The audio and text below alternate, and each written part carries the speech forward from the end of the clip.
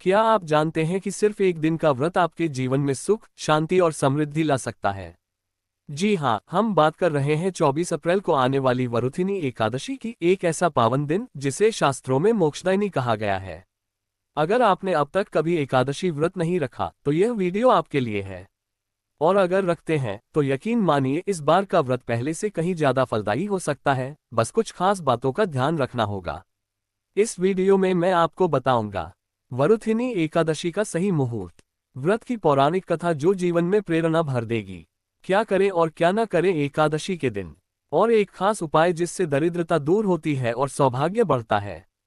तो दोस्तों, अगर आप चाहते हैं जीवन में शांति, सकारात्मक ऊर्जा और भगवान विष्णु की कृपा, तो इस वीडियो को अंत तक जरूर देखें, क्योंकि आज हम सिर्फ व्रत नहीं, एक आध्यात्मिक यात्रा पर निकलेंगे। 24 अप्रैल को एकादशी व्रत परिवार की सुख समृद्धि की कामना से किया जाता है। वरुथिनी एकादशी का व्रत पूजा पाठ के साथ ही जलदान भी करें। कल 24 अप्रैल को वैशाख मास के कृष्ण पक्ष की एकादशी है। इसका नाम वरुथिनी है। ये व्रत घर परिवार में सुख समृद्धि बनाए रखने की कामना से किया जाता है। इस व्रत में भक्त दिन भर निराहार रहते हैं और भगवान विष्णु की विशेष पूजा करते हैं। मान्यता है कि वरुथिनी एकादशी के व्रत के शुभ फल से संतान की समस्याएं दूर होती हैं। ये व्रत महालक्ष्मी की प्रसन्नता पाने की कामना से भी किया जाता है। ऐसे कर सकते हैं एकादशी व्रत। उज्जैन के ज्योतिषाचार्य पम मनीष शर्मा के मुताबिक जो लोग वरुथिनी एकादशी व्रत करना चाहते हैं, उन्हें दशमी तिथि की शाम से ही नियमों का पालन करना शुरू कर देना चाहिए। दशमी की शाम सात्विक आहार लें, ब्रह्मचर्य का पालन करें। एकादशी सुबह सूर्योदय से पहले बिस्तर छोड़ देना चाहिए। स्नान के बाद उगते सूर्य को अर्घ्य अर्पित करें। ओ सूर्याय नमः मंत्र का जप करें। घर के मंदिर भगवान विष्णु और महालक्ष्मी की पूजा करें। सबसे पहले गणेश पूजन करें।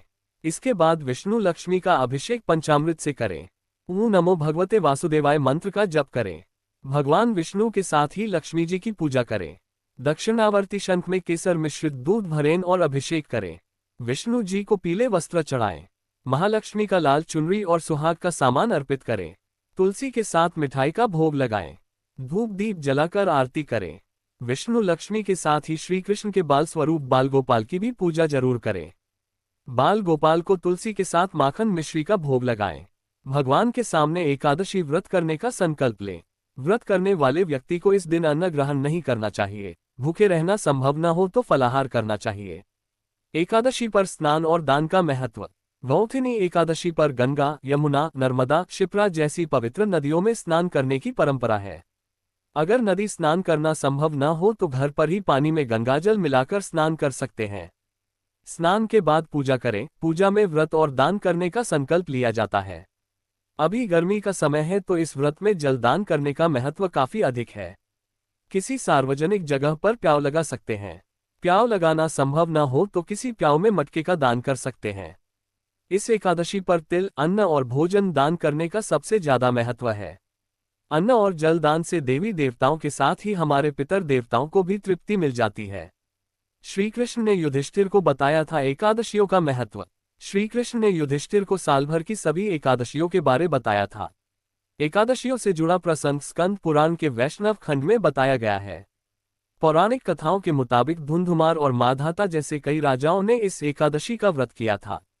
ये एकादशी इसलिए भी खास है क्योंकि ये वैशाख महीने में आती है। इस महीने और तिथि के स्वामी भगवान विष्णु ही हैं। देखिए भाई, इतना बढ़िया वीडियो बना दिया, अब कम से कम सब्सक्राइब का बटन तो दबा ही सकते हैं ना। मतलब व्रत का फल तो भगवान देंगे, लेकिन सब्सक्राइब का फल हमें दीजिए। और हाँ, बेल आइकन जरूर दबाएं, वरना जब अगला वीडियो आएगा तो पता ही नहीं चलेगा और फिर आप सोचेंगे अरे वो एकादशी वाला चैनल कौन सा था। तो अब जब तक बेल न बजे चैनल को मत छोड़िए।